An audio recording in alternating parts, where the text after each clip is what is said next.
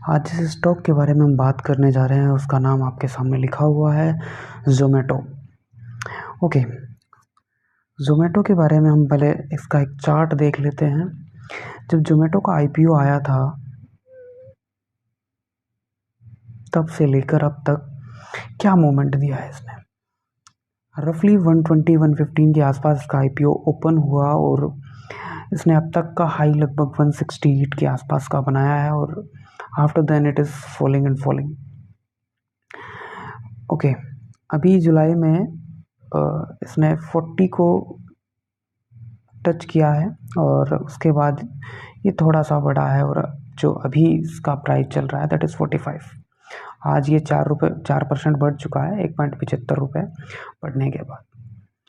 तो पहले हम ये देख लेते हैं कि ये इतना सब गिरने के बाद बढ़ा क्यों है। तो यहाँ पर सब बिल्कुल क्लियर लिखा हुआ है कि ज़ोमैटो के शेयर में renowned financial professor Aswath Damodaran ने कहा है कि वो इसकी स्क्रिप्ट को बाई करेंगे। ओके, तो पहले हम इसके फंडामेंटल्स वगैरह देख लेते हैं कि ज़ोमैटो में क्या हमें इन्वेस्ट करना चाहिए। तो और लास्ट में हम ये एक निष्कर्ष निकालेंगे कि क्या ज़ोमैटो मेरे डाइवर्सिफाइड पोर्टफोलियो का एक पार्ट हो सकता है। ओके, सबसे पहले हम ये देख लेते हैं कि इसका जो 84% शेयर है that is with retail investors. Okay, मतलब मेरे जैसे आपके जैसे लोगों ने इसका 80% शेयर इसके होल्ड किए हुए हैं। दूसरी जो FIIs हैं उनमें 11% का शेयर उनके पास है और म्यूचुअल फंड में लगभग 4% का शेयर इनके पास है। तो देखो, ये जो 84% वाले रिटेल शेयर्स हैं ये कहीं छोड़ के जाने वाले नहीं हैं। FII का शेयर बहुत कम है इसमें। ये वो लोग हैं जो कि अपना प्रॉफिट निकाल के तुरंत भाग जाते हैं। तो इसमें 11% शेयर है, कुछ ज़्यादा शेयर नहीं है। आप इसका जो मोस्ट ऑफ द पार्ट है वो 84% that is with retail investors. Okay, जब अब मार्च 2020 में तो इसका IPO आया नहीं था, यहाँ पर आप देख सकते हैं। तो 100% शेयर उन्हीं के पास था। फिर जब IPO आया तो ये थोड़ा सा डाइवर्सिफाई हुआ और लगभग 84% रिटेल इन्वेस्टर्स के पास का शेयर आ गया। ओके, दूसरी चीज़ इसके बारे में कुछ फंडामेंटल्स। ओके, फंडामेंटल्स में हम इसका PE रेशियो यहाँ पर नहीं दिया हुआ है, P/B रेशियो यहाँ पर दिया हुआ है।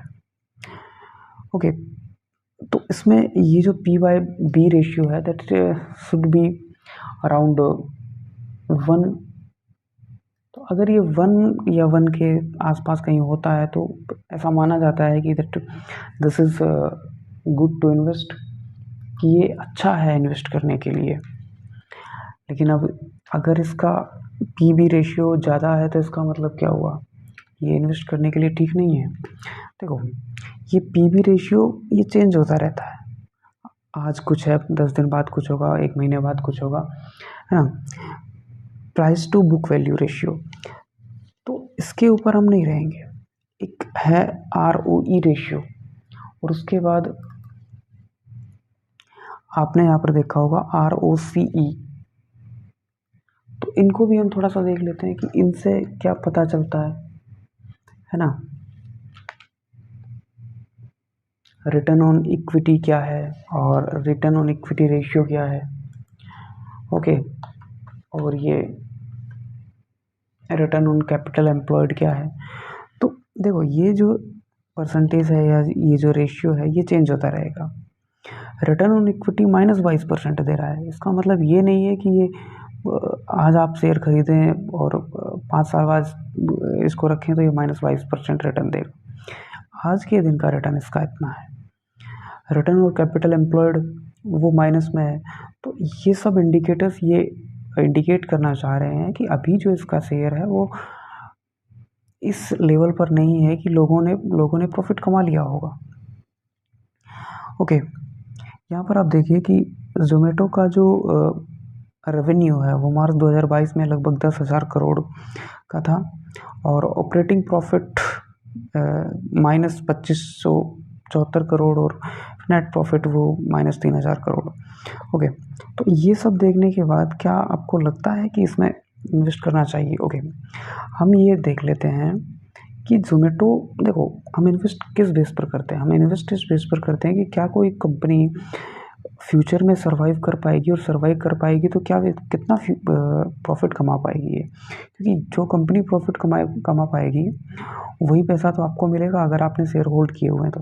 ओके, ज़ोमैटो एक फूड कंपनी है। फूड कंपनी का मतलब ये नहीं है खुद का फूड बनाती है, ये फूड फूड आइटम्स को रिवोल्यूशनाइज करने वाली कंपनी है, जिसने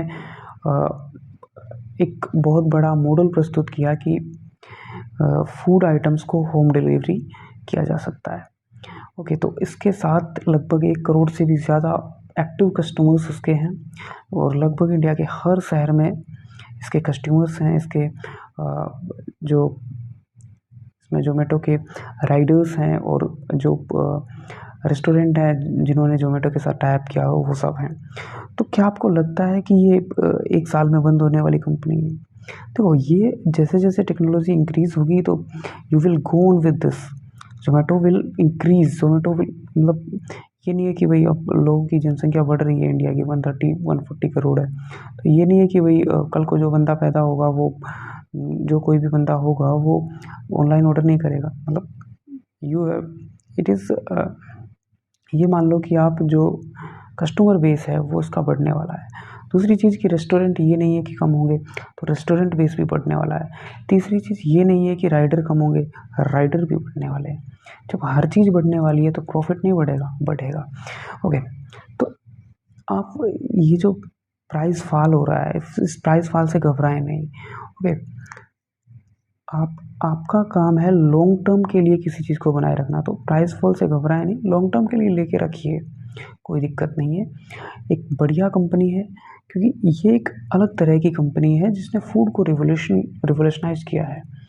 तो